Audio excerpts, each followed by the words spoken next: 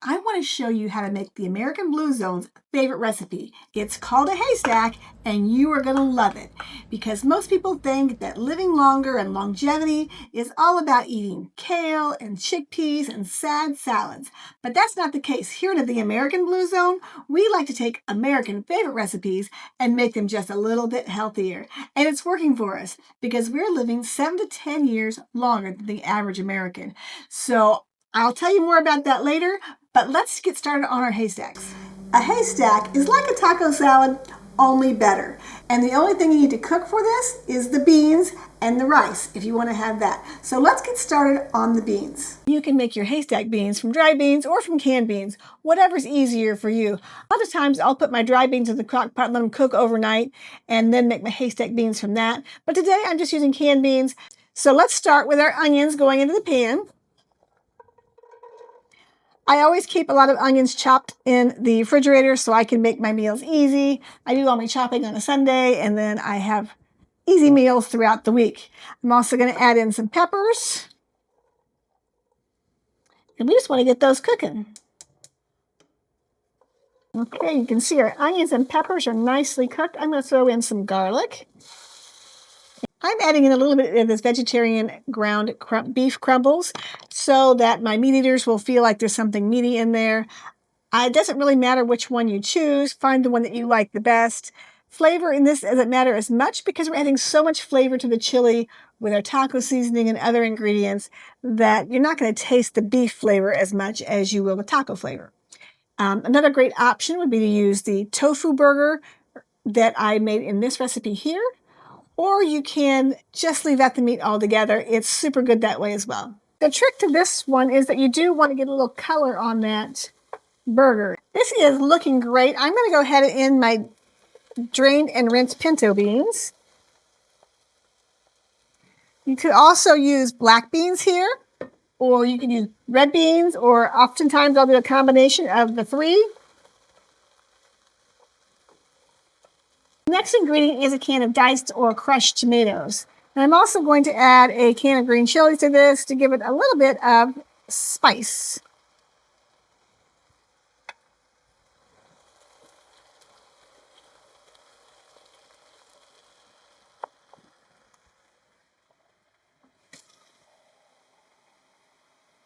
I'm going to add in 2 cans of water. That'll make it nice and juicy.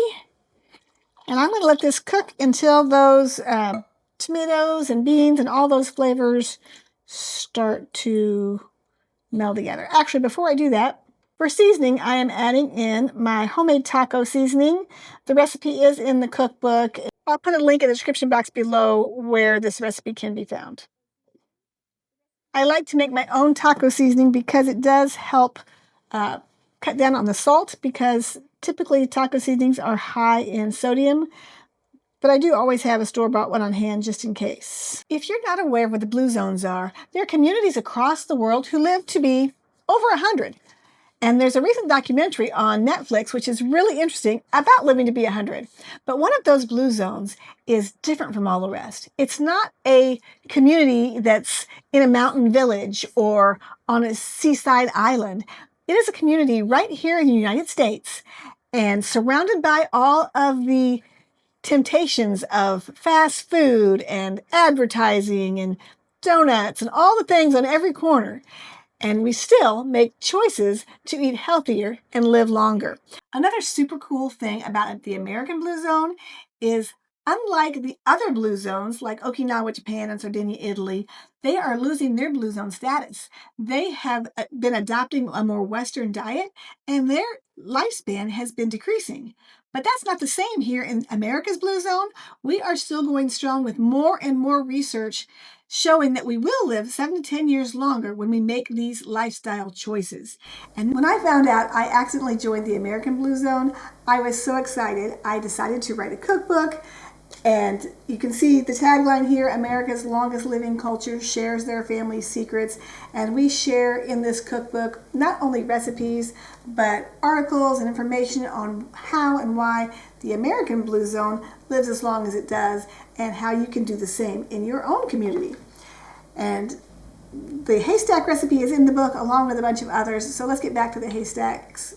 I'll put a link in the description box below if you want to find out more about the cookbook. Adding a can of vegetarian refried beans to your haystack beans is a great option because it helps your beans not be so runny that they will sog up your chips, but they'll still be juicy enough that they'll make your haystack taste fantastic.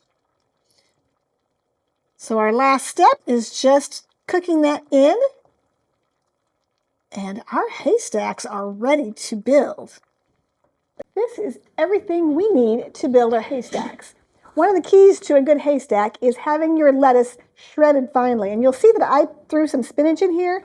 Make sure that's chopped up too. I do that because I like to add a little extra nutrition and people don't notice it when it's mixed in with this romaine lettuce. So there's our lettuce. We have some brown rice, tomatoes, onions. You can do a cashew cheesy sauce or a regular shredded cheese. You can also do a vegan shredded cheese.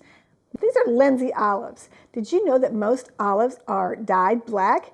These olives taste like black olives, but they're green because they haven't been dyed. Let me show you how to put this haystack together. Another great thing about the haystack is everybody builds it the way they want it. So you can start with brown rice, but you also have the option of doing chips. And if you're not doing very many chips, you're piling so much beans and vegetables on top of this, it's not going to hurt to have just a couple chips on your haystack. Then you pile on lots of beans. And remember, the beans are super healthy for us, and we're trying to eat a cup of those a day if we can. And then on top of that, you can add in your cashew cheesy sauce or your shredded cheese, whichever one you prefer. And then we'll pile on some onions, and we will pile on some lettuce. I like lots of lettuce. It makes it look like a real haystack when you do that. And then we'll add in some homemade salsa, some fresh tomatoes. We can also top it with some guacamole. And then some people do a ranch dressing on their haystack. Other people will do something like a sour cream. Whatever you like on your haystack, you pile it all together and you have one fantastic meal.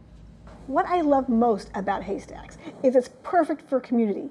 You can serve a ton of people without a whole lot of work because you don't have to make all of these ingredients. If you're doing a potluck, you can supply the beans, you can have someone else make some brown rice, and those people who don't know how to cook, well, they can bring a bag of chips, or they can bring a jar of salsa, or chop up some tomatoes. It's a super easy meal to throw together and everyone can enjoy it. This is a great haystack. If you want some more American Blue Zone recipes that are satisfying and delicious and great for serving a crowd, then you need to check out my playlist. So good.